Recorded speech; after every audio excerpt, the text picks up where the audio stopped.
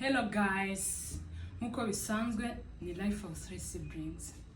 Ubu rero noneho muri hamwe natawusi gusa. Beti nawe hari nari niviriye ahantu ndavuga ati kubera iki nashaka kubacangamo akantu nonaha nyine mukumva uko mubaye. Rero akantu nabashaka kubabwira ni iki, hari ikintu ngiye nyine kubigisha kandi icyo kintu ni ingirakamaro kuri buri muntu, especially abakobwa n'abadamu. Guess what? Hano mfite igi ryanjye hamwe na papier hygienique. Hano mfite ubuki n'isukari, mwabibonye. So mfite hano akantu akaboro nyine ko kuza kuvangiramo bino bintu. Urumva nyine nkaza kubereka uburyo mwajya mubikora. Nyine ngiye kuberekeramo hano nanaberekere ukuntu nyine wakora ibi bintu ndimo kubereka. Mbaza rero ngo niki kigiye gukurikira. Ni ukuvuga ngo hari igihe nyine umuntu aba ari mu rugo, urumva afite umwanya, soit ni muri weekend cyangwa se afite konje, ntabwo yagiye ku kazi. So rero hari utuntu uba ugomba kwikorera, ko akenshi hari igihe uba udafite umwanya ugasanga nyine ntabwo wabasha gukora ibyo bintu kuko bisabamo akanya gatoya. Ntabwo rero wabyuka wenda n'urugero uri ujye ku kazi ngo byuke nyine ukora ibyo bintu. So rero wabikora igihe uzaza uba ufite umwanya, wazajya ubikora. Ndaje bereke ukuntu bigenda. Ngiye kubereka ukuntu wakwikorera scrub mu rugo kandi ku bikoresho utarinze kujya kugura nyine nko muri shop, sibyo?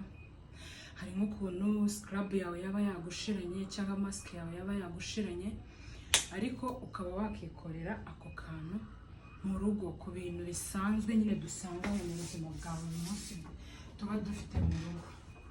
So turahera kuri scrub. Ngiye kubereka scrub y'intozi y'isukari. Isukari ariko ntabwo yose ngiye kuyikoresha, ndafataho isukari nkeya rwose, nta nubwo n'ikiyiko ngira ngo n'ikigero cyo kuzi ikiyiko kimwe da. Ubuki bwanjye buri hafi gushiramo, ariko ubuki waba ukoresha ubwo ari bwo bwose. Njyewe ngiye gukoresha ubu buki bwitwa uburangahane, ariko n'undi yakoresha ubwo yaba afite. So ukuntu rero biri bugende, ngiye kubavangira ino scrub. Murebe nyine ukuntu umuntu ashaka kwikorera scrub mu rugo, nk'igihe za scrub tumenyereye tugura yaba yamushiranye, cyangwa se no mu buzima bwa buri munsi. Guys, mbibutse ko ino scrub ugiye kubereka nubwo ari ibintu biri simple rwose, bituma uruhu rumera neza. Urumva, urareba umwanjye ukuntu umeze. Sasa rero guys, n'ukuntu twabivuganye sasa, urumva ubu ngubu tugiye gutangira kuvanga scrub yacu. Urumva, ariko tuniterera story nkuko twabibabwiye, tuzaba tubabwiye ama story, tubabwire iki. Urumva, ubu ngiye kubabwira na story. Okay, kabanze mbereke ikigero cy'isukari ushobora gukoresha. Nje na spoon mfite, ariko ngiye kubaha urugero rutoya, ariko nk'iyi sukari urugero urabona ko ni nk'ikiyiko kimwe. Akayiko kamwe kaba gahagije, and then ugashyiramo ubuki bwawe. Urareba, nubwo ubuki buri hafi gushiramo, ariko tugiye gukoresha ubwo dufite. Ushyiramo ikigero kingana n'isukari wakoze. washyizemo, cyangwa se bikanaterwa anyway na scrub ushaka gukora uko ingana. Ariko ubu ngewe ndimo kubereka iyo mu maso gusa. So turashaka gukora nyine scrub yo mu maso, kuko ino scrub ushobora no kuyikoresha ku umubiri wose, ushobora gukora ihagije nyine ku buryo n'umubiri wose wawukoresha. Urumva? Ariko urabona ko ni utuntu dukeya nyine nkoze mu maso. Urumva muri face ni hatoya nyine, ntabwo biba bishaka mukoresha ibintu byinshi. Urumva?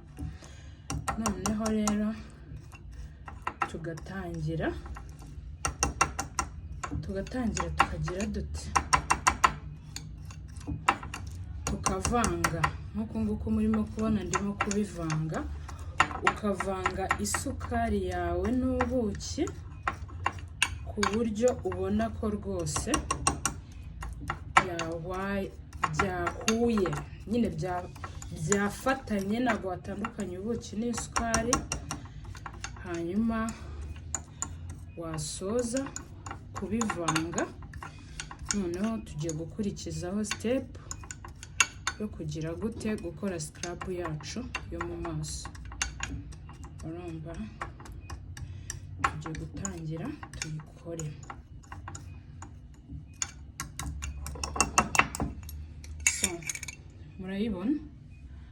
murayibona ubuki bwivanze n'isukari, byose ni ibintu biryohereye. Rero ndashaka kubabwira iby'iyi scrub. Akarusho kayo ni uko ino scrub umwihariko wayo ugira n'uruhare mu koroshya uruhu. Ushaka kuba ushaka koroha mu maso, ushaka no ku mubiri wose. Ushaka gukora urugero rungana n'urwo ubona nyine aho ushaka kuyikoresha, then ukavanga ubuki bwawe n'isukari, hanyuma warangiza ukabikora. Ariko mu maso kabisa ikiyiko kimwe cy'ubuki n'ikiyiko kimwe cy'isukari biba bihagije. Nk'ibi mubona nakoze, muraza kureba ukuntu ndi bubikoreshe, ahubwo bikanasigara, ku buryo ushatse no kugira ahandi hantu ubikoresha ku mubiri wawe ushaka kubikoresha. So guys, rero twagiye tujye muri douche mbereke ukuntu tugiye gukaraba. So guys, nkuko rero nababwiye, ubu ngubu tugiye gukora sasa scrub yacu, sibyo? Tugiye gukora scrub yacu. Ngiye kubereka uko biri bugende, ndisiga mbereke n'ukuntu ubigenza kugira ngo nyine ifate, n'ukuntu scrubbing uruhu ku buryo nyine uruhu rworo. Twagiye ugira gutya,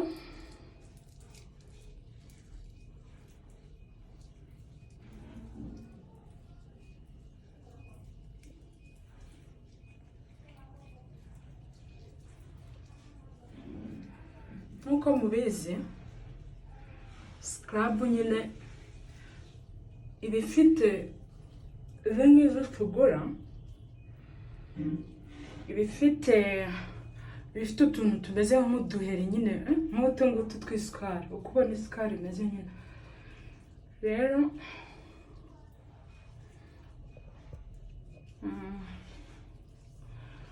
nyine uramasa, usiga nk'umasa. Urumva? Usiga nk'umasa, ukimasa, ukumva ko kabisa uruhu rwawe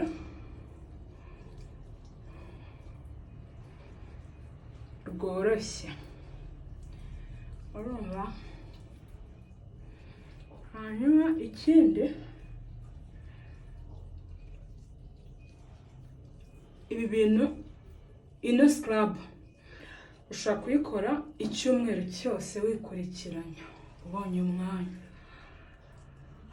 Iyo uruhu rwawe rumaze koroha nyine, ubona biri ku kigero wifuza, urumva uratangira ukajya ucishamo ukayikora nka so guys ukora scrub yawe witonze urumva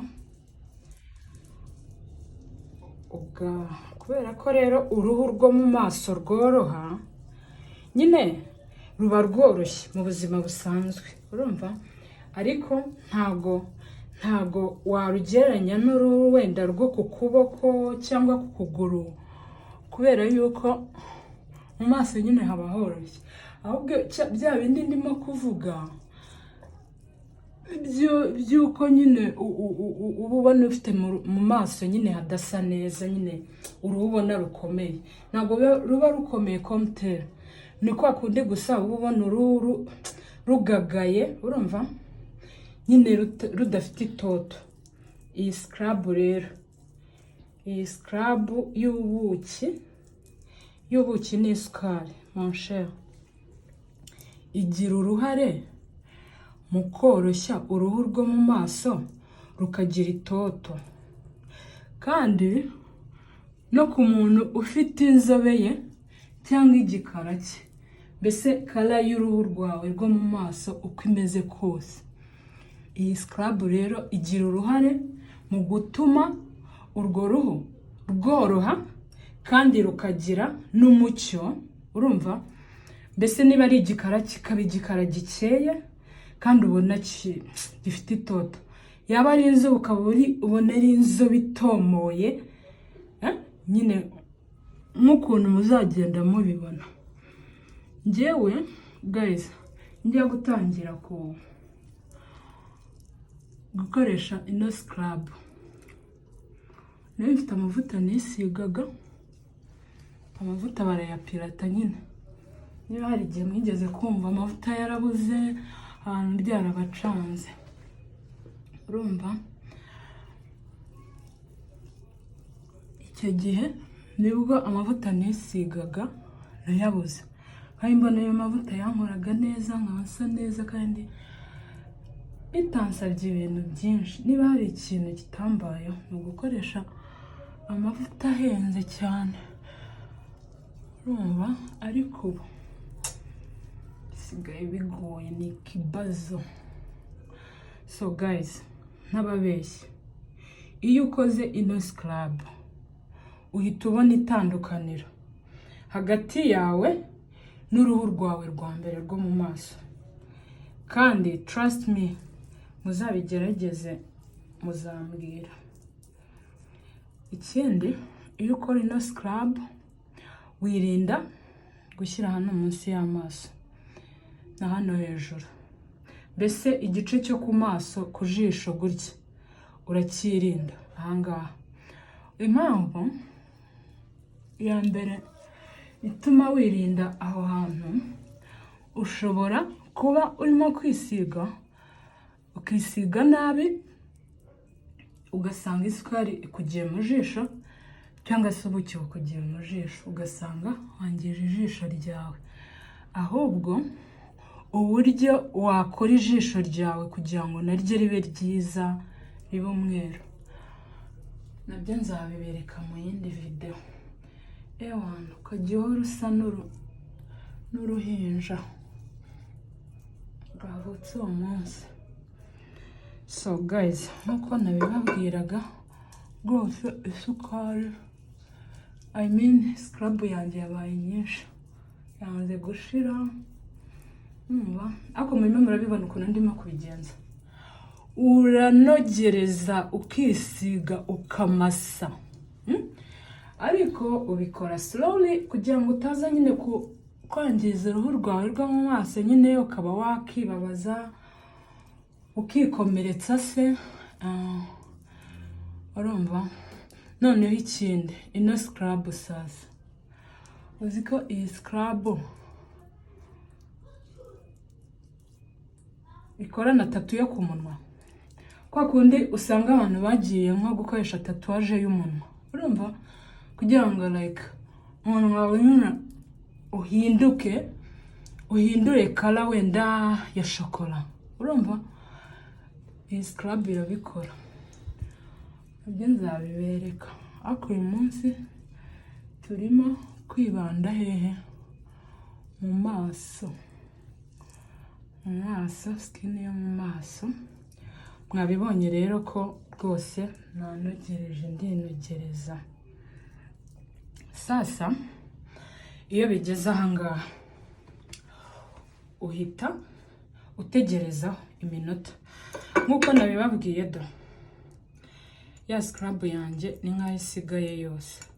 Ako njyewe iyo nabashije gukoresha nyinshi, iyo nabashije gukora nyinshi ndetse nacitswe ngakora nyinshi, ntabwo nyipfusha ubusa, mpita nyikoresha, mpita nyongera nkayikoresha. Mbaza ngo rero uyikoresha ye.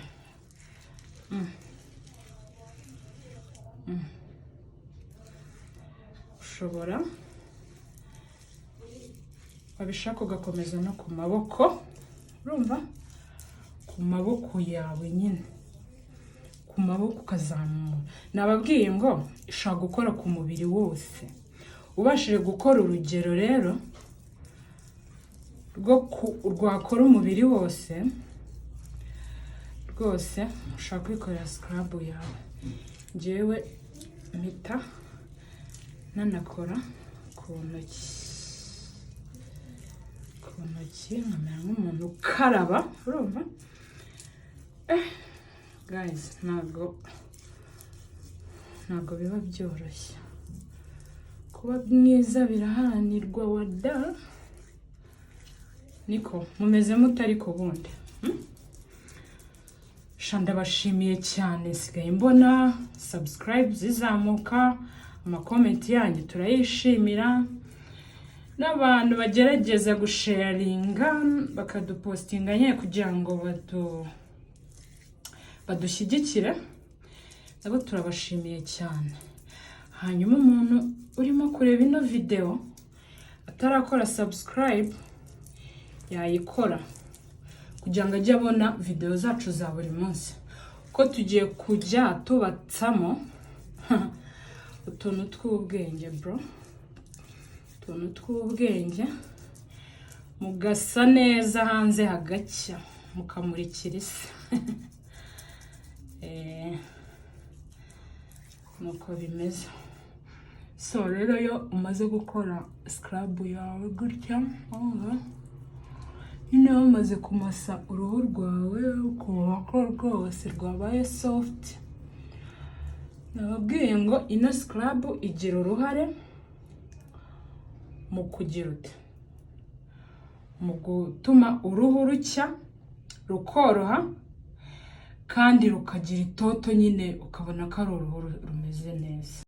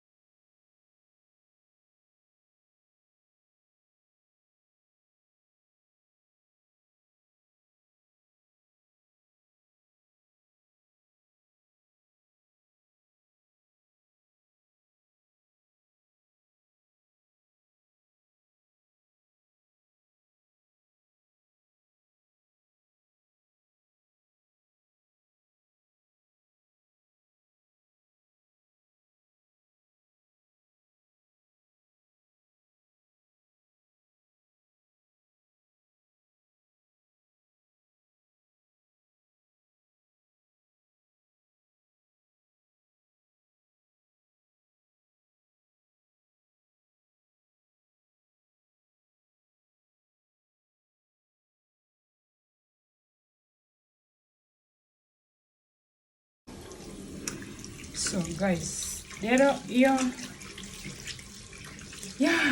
iyo birangiye umara iminota 15 ufite ya scrub yacu, urumva? Wirinze gushyira hano ku maso, inziga z'ijisho, hanyuma ugakaraba sasa, ugahita ukaraba maze iminota 15, ukoresha isabune usanzwe ukaraba, sibyo? Isabune nyine usanzwe ukaraba niyo ukoresha. je nkoresha iyi ngiyi, hanyuma ugakaraba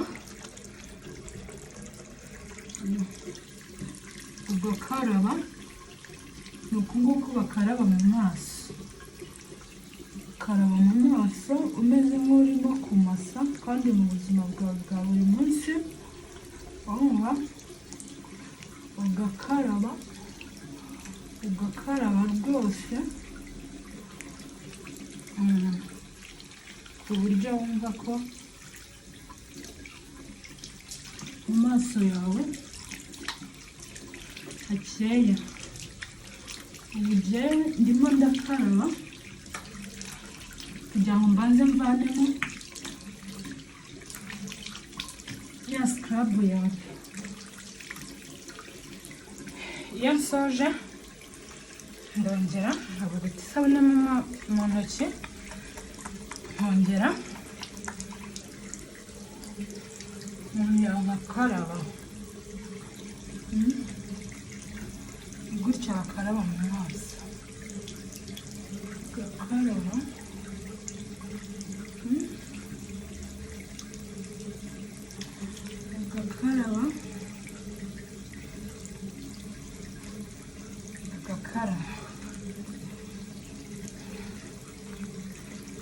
ibaze ko n'amarouge à lèvres yose nari nisize uko nagatangiye kubereka, ntabwo ndayakaraba kuko bose ntabwo ari gahunda yo kwerekana uko batunganya umunwa. So guys, nkuko nari nabibabwiye, nari naberetse ibintu bitandukanye ngiye gukoresha, ariko amagi na papier hygienique ntabwo nayikoresheje icyo nagombaga kuyakoresha, kubera ko murambabarira kuko umwanya wambanye mutoya. Nzabibereka muri video y'ubutaha kandi nabyo bizabafasha. Thank you.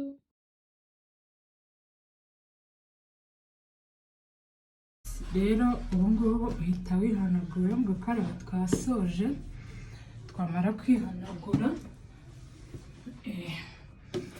je nkoresha iyi body lotion y'ababebe yitwa Star. Iraboneka ahantu hose, haba muri farumasi cyangwa se muri ma supermarket, ariko njye nkunda kugura muri farumasi kuko niyo mbona nizeye nyine. So iyo urangije urisiga ya